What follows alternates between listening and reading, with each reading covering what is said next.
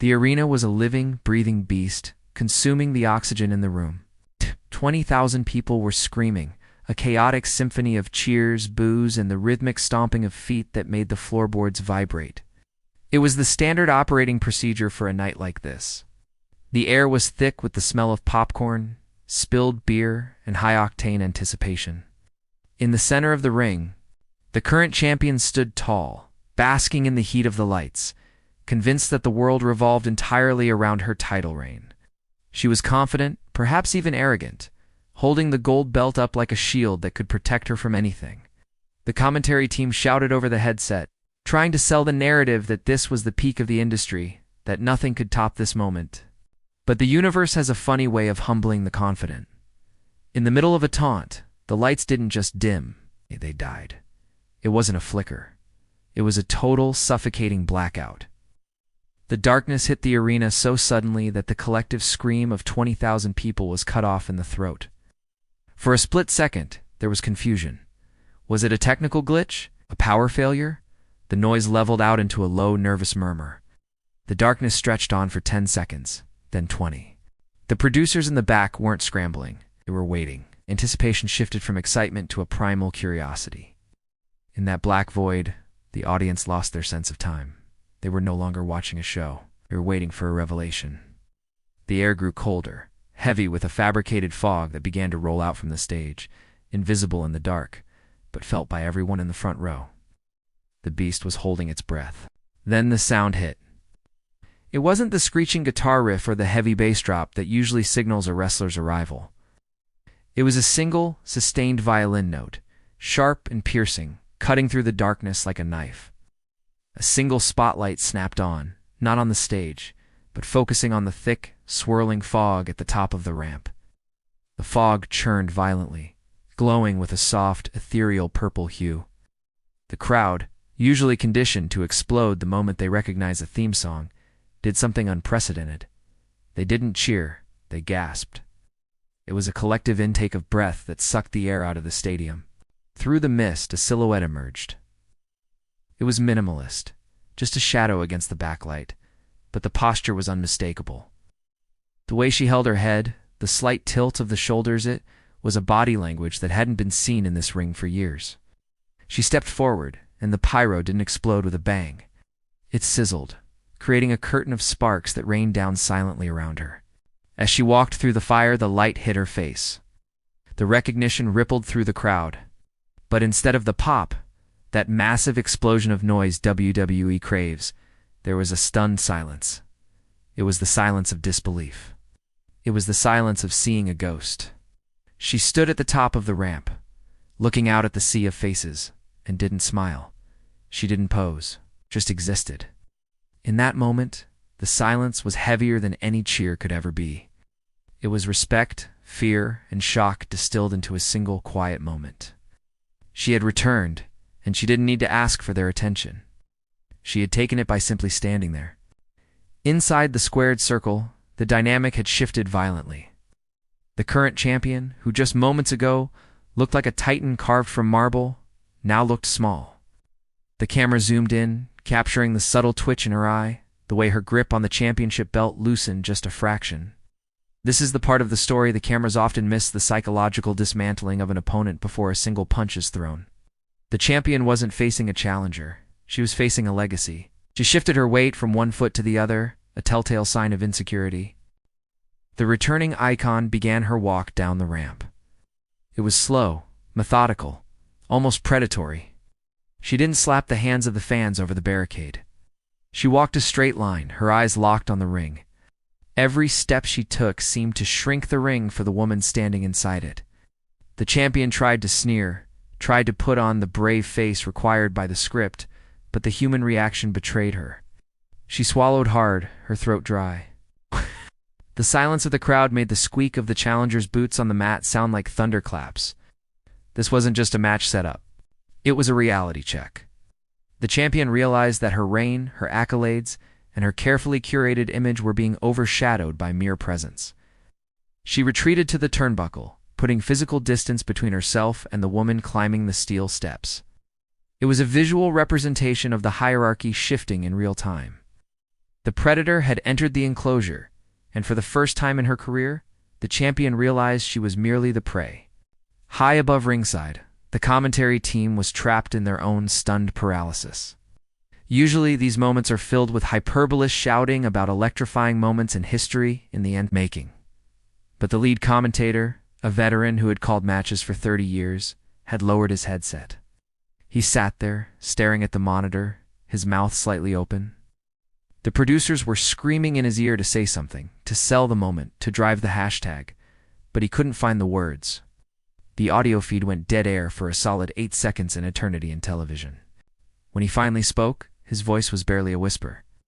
"I don't believe it," he muttered, breaking the cardinal rule of broadcasting by speaking softly. "We were told she would never step foot in this arena again."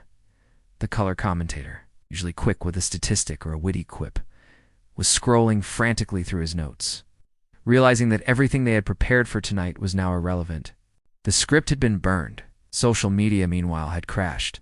The engagement metrics spiked so vertically that the trending tab couldn't keep up. In the arena, the broadcast team felt isolated. They were witnessing something that felt less like sports entertainment and more like a religious event.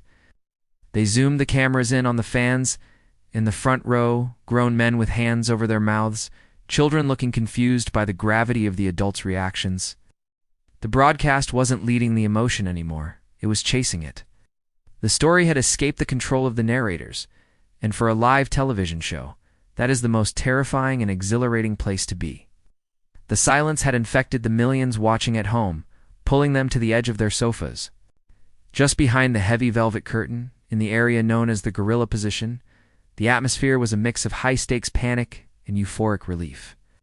This is the nerve center of the show, where the billionaire owners and the head writers sit with headsets, orchestrating the chaos. When she had walked out, the head of creative had stood up, knocking over his coffee. They knew she was coming. Contracts had been signed in secret locations.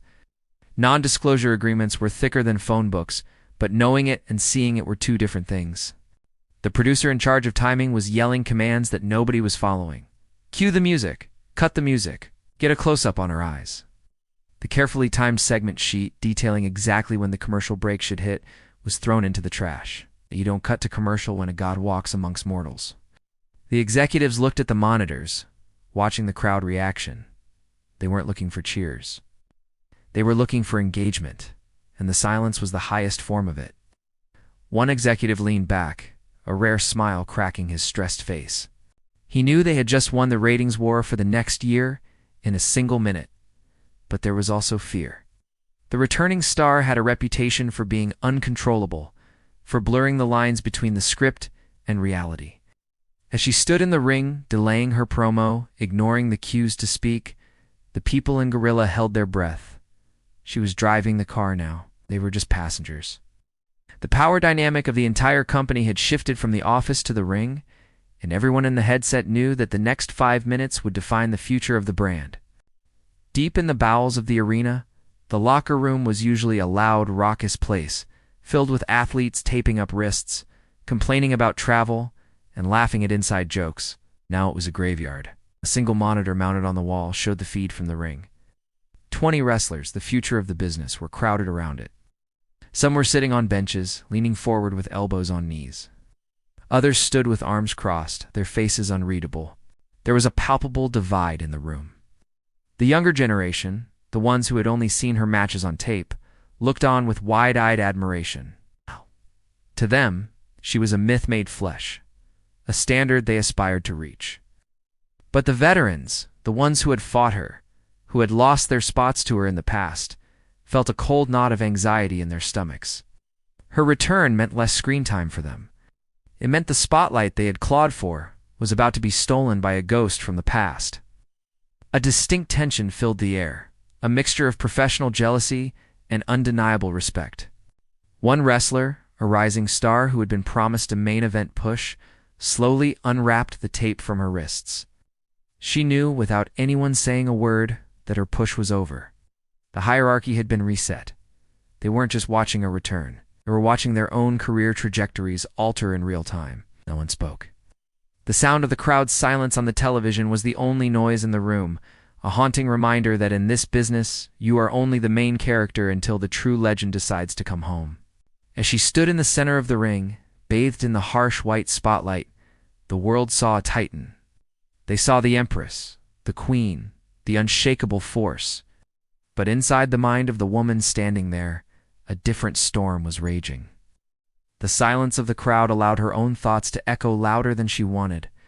Her heart was hammering against her ribs, a frantic rhythm that contradicted her calm exterior. She could feel the scar tissue on her knee throbbing, a phantom reminder of the injury that had forced her away years ago. She wondered if she still had it. The doubt was a cold whisper in the back of her head. Do they remember me? Do I belong here anymore? She looked at the ropes, the canvas, the faces in the crowd. For years, she had sat on her couch at home, convincing herself she was done, that she had found peace in a quiet life. But the itch never truly left. It was an addiction, the adrenaline, the adoration, the violence. Standing there, she felt the crushing weight of expectation. If she failed tonight, if she missed a step or stumbled on a word, the legacy she had built for a decade would be tarnished. The silence of the crowd felt like judgment. She took a slow breath, inhaling the familiar scent of ozone and sweat. She had to bury the woman she was at home, the mother, the wife, the person who enjoyed quiet mornings and resurrect the monster the world wanted her to be. It was a transformation that was painful, necessary, and invisible to everyone watching. She wasn't just fighting an opponent. She was fighting time itself. Miles away, in a quiet suburban living room, the television cast a flickering blue light over a messy coffee table. A man sat on the edge of the sofa, his hands clasped tightly together. Next to him, a young daughter sat cross-legged on the floor, clutching a worn-out action figure of the woman currently on the screen. The house was silent, a stark contrast to the arena. This was the family she had left behind to step back into the fire. The husband watched with a mixture of pride and terror. He knew the cost of this moment. He remembered the nights she woke up screaming in pain, the surgeries, the months of rehabilitation where she couldn't even walk up the stairs. He remembered the promise she made that she was done, that she wouldn't put her body through the grinder again. But he also saw the look in her eyes on the screen, a spark of life that had been missing for years. He knew he couldn't stop her. This was who she was. The little girl pointed at the screen, whispering, "That's Mommy." It was a moment of innocence colliding with the brutal reality of the business. They were sharing her with the world again. The privacy they had fought for was gone, replaced by the public spectacle. The man took a sip of water, his hand trembling slightly. He wasn't watching a wrestling match. He was watching his wife walk a tightrope without a net. He loved her enough to let her go, but that didn't stop the fear that this time, the fall might be permanent. Back in the ring, the silence finally broke. It didn't break with a chant, but with the sound of a microphone hitting the canvas. The returning legend had dropped it intentionally. The champion, confused, looked down at the mic and then back at the legend. The crowd leaned in. Why wasn't she speaking? Why wasn't she cutting the promo that would explain where she had been and why she was back? The legend stepped forward, closing the distance between herself and the champion. The tension was thick enough to choke on.